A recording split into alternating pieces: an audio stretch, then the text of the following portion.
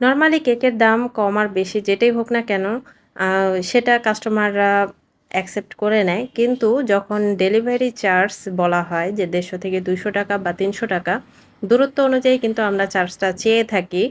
কিন্তু যখন ৳২০০-৩০০ ডেলিভারি চার্জের কথা শুনে থাকেন, তখন অনেকেই এমনভাবে আকাশ থেকে ভেঙে পড়ে যে মনে হয় যে আমরা খুব বেশি কিছু চেয়ে ফেলছি। বর্তমানে ঢাকায় এক জায়গা থেকে আরেক জায়গায় সাধারণত এক এলাকা থেকে আরেক এলাকায় গেলেই ৳৫০ কম কোথাও রিক্সা ভাড়াই পাওয়া যায় না। সেক্ষেত্রে আপনার যাওয়া যাওয়া আসার খরচ কত পড়ে যায় চিন্তা করেন।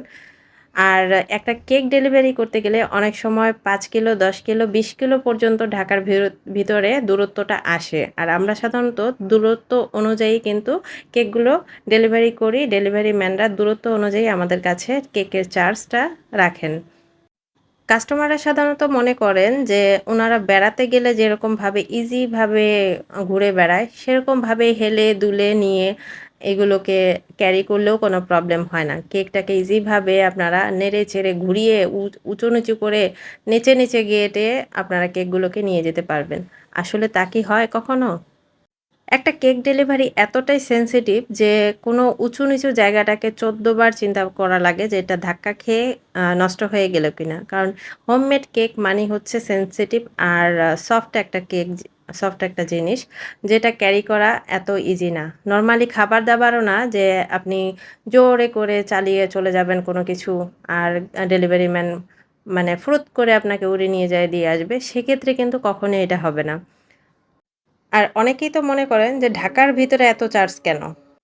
অনেকেই আমাকে বলেন যে, "আপু ৳৮০ চার্জ না ঢাকার ভিতরে?"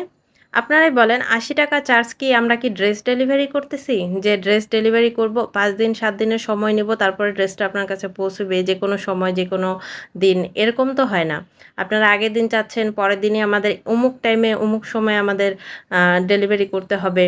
তো এভাবে কি কখনোই আপনারা এই ড্রেসের মতো কি কেক ডেলিভারি চাচ্ছেন? সেটা তো কখনো হয় না। তো এটা কেউ কল্পনা করে না যে দূরত্ব অনুযায়ী একটা কেক যখন দূর থেকে কেউ দিয়ে পাঠাবে অক্ষত অবস্থায়, সেই কেকটার ডেলিভারি চার্জ অবশ্যই রাইডাররা কিছুটা বেশি নিবেই। কারণ উনাদেরও একটা পারিশ্রমিক রয়েছে। নরমালি খাবার যেভাবে ডেলিভারি করে, সেভাবে কিন্তু কেকটা নিয়ে যেতে পারে না। ১ ঘন্টার জায়গায় ২ ঘন্টাও লেগে যায়। গত ২-৩ দিন আগেই আমি রেড ভেলভেট কেক একটা দিয়েছি। কাস্টমার নিজে এসে পিক করে নিয়ে গিয়েছে। যাবার সময় জাস্ট উনার একজন বয়স্ক লোকের সাথে ধাক্কা খেয়ে নিজের হাতেই কেকটা একটু সাইডে লেগে গিয়ে নষ্ট হয়ে গিয়েছে।